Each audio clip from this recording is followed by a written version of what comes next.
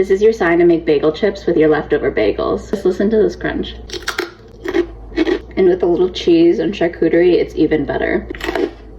Let me show you how. So I found myself with an excess of cinnamon raisin bagels, so I'm slicing them up and we're gonna make bagel chips. I like cinnamon raisin bagels, but I wouldn't say that they're my favorites. I'm more of a savory than sweet gal. But my inspo for doing the bagel chips was, if anyone's had those crackers from Trader Joe's that are like the thin, crispy ones that have the dried fruits in them, I love those, and those are so good. So when I was looking at these, I was like, oh, maybe I can make these into a bagel chip that's similar. I'm just slicing up my bagels. You get some of these like perfect little circle ones, but once you get to the end bits, I just end up cutting them in half like this, just so they get to be approximately the same size. All right, I'm finished slicing up my bagels. This was 3 bagels in total. For this, since it's a sweet bagel, I'm gonna keep the seasoning pretty simple. I'm just adding a little bit of olive oil to obviously get them like nice and crispy. And then if I was doing like a savory bagel, I could add some more like savory spices. So I could add garlic powder, paprika, cumin, things like that. But since my cinnamon raisin is a sweet bagel, I'm just adding a little bit of salt for a little sweet savory.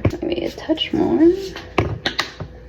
Let me give it a mix. Need a little bit more olive oil just to make sure it's all nicely coated. Next, I just have a baking tray lined with parchment paper, and we're just gonna dump all of the bagel chips. I want to spread them out to make sure they all lay flat and have equal opportunity to crisp up on the tray. And literally it's that simple. I'm gonna pop these into the oven at 350 degrees for about 15 minutes. I'll give them a time check. If they look like they're getting pretty toasty, I'll pull them out, but if they look like they need a little more time, I'll leave them in for like another 5 minutes. Okay, so I just flipped these. I think that they're definitely gonna need a little bit more time than the original 15 minutes, so I'm gonna change this timer to about 7 minutes. So I just added 5 more minutes on.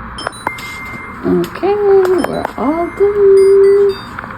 Let's get into this. Ooh, it smells nice. Okay, I've just pulled these out of the oven. It looks like they might need to get a little bit more golden, but I'm not gonna bake them any longer. I'm actually gonna turn the oven off. But what I'm gonna do is I'm gonna stick these back in the oven and just like let it cool down together. Let those cool together. A couple hours later, but our bagel chips are all done. They're all cooled off, and then you can hear how crispy they are. Just did an extra little sprinkle of salt at the end, but you can see these are looking gorgeous. I've literally already started getting into them. They're so good with my little cheese charcuterie. So easy to make from start to finish and delicious. Cheers!